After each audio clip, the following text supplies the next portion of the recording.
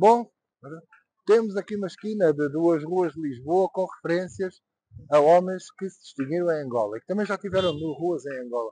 Portanto, esta praça é a Praça Paiva do Conceiro e a rua que se inicia aqui é a Rua General Roçadas. Ou Roçadas. O General Roçadas eu remeto para os meus vídeos sobre Mandume.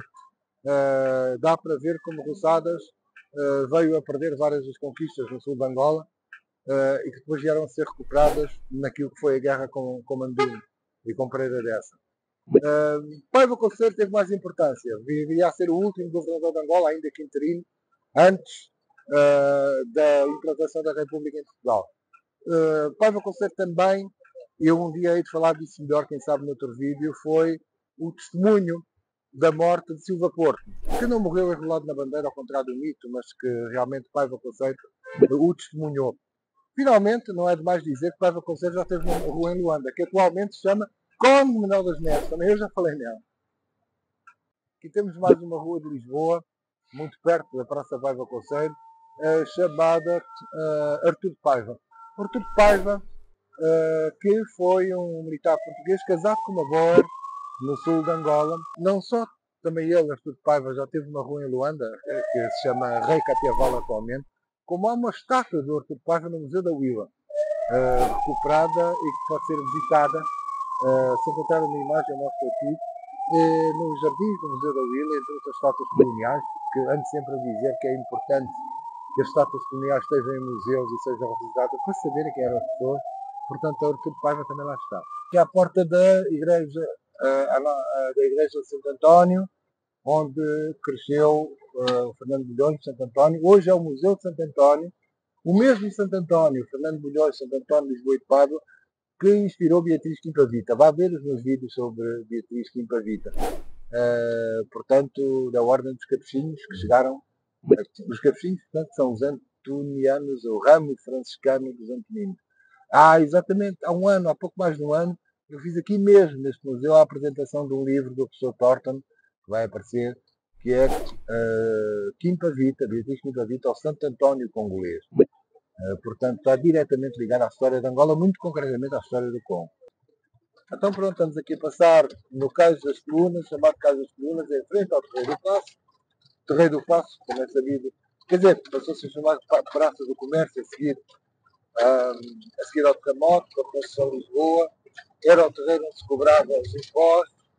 Tem muito a ver, como também já o disse, com o lado do Baleizão de Luanda, que atualmente passou-se a chamar Baleizão, mas era o terreiro público, do Sousa Coutinho, blá blá blá. Mas agora temos aqui as colunas evocativas da viagem do Marechal Carmona a Angola em 1938. Viagem importante, a partir do qual foi feita a exposição, a grande exposição de Luanda, vai aparecer um nome que veio a dar origem aos bairros da Avenida dos Combatentes, Alvalade, até o próprio B.O. cresceu. Mas não esquecer que o Carmona viajou no paquete colonial, aquele mesmo da canção, Colonial, o Exanico Reiuemo, Candauatundo Coputa. Esse colonial, vai-se ouvir aqui a música, esse clássico da música angolana. Colonial, Exanico Reiuemo, Candauatundo Coputa.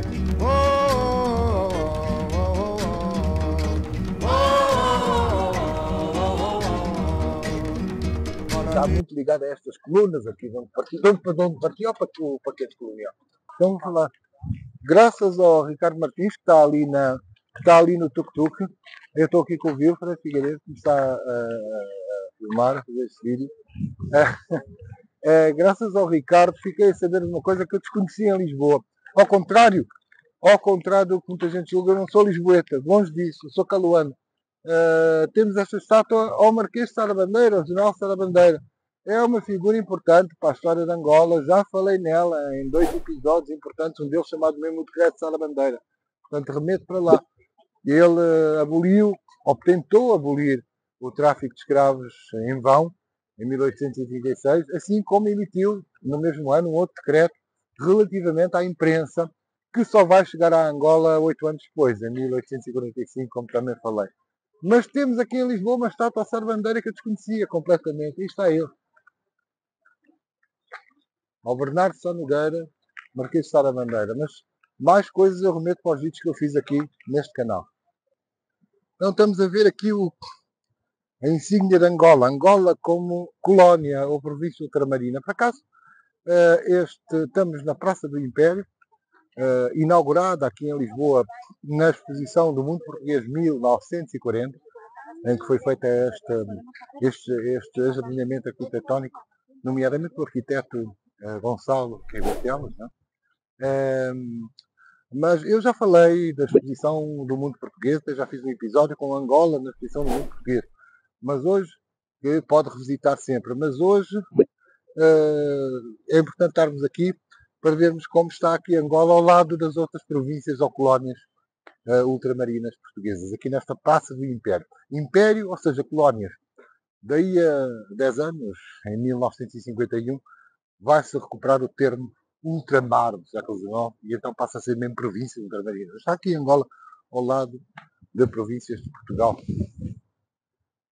quer ultramarinas, quer mesmo continentais, não é como se dizia.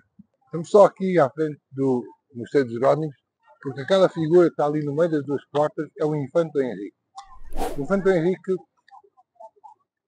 interessa, não tem nada a ver, para quem não, até mesmo para quem vive em Lisboa, aquela imagem pode não ter nada a ver com aquilo que é a imagem normalmente padronizada do Infante Henrique, possivelmente não é ele.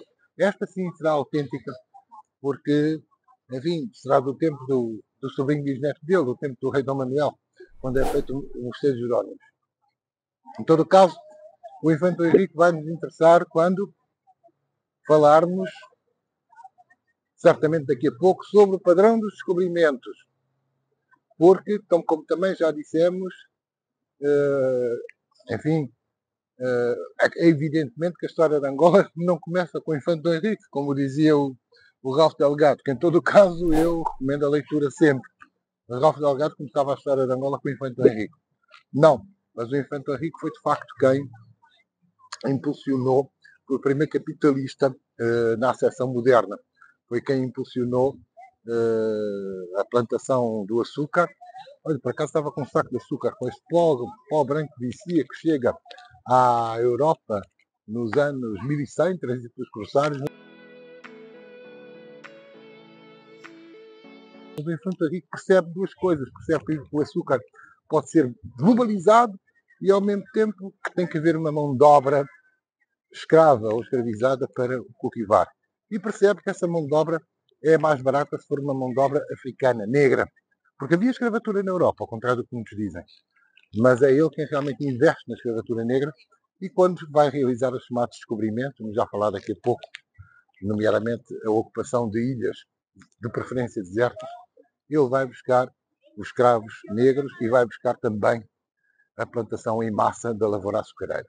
Temos aqui o padrão de descobrimentos, já devem ter visto outros vídeos em que o Infante Henrique aparece na figura de proa. É evidente, como também já disse, insisto nisso, a história de Angola não começa com o Infante Henrique, ao contrário do que escrevia Ralph Delgado. Aparece mais uma vez a referência a ele. A história de Angola de Ralph Delgado deve ser revisitada. Obviamente que não começa com o Infante Henrique.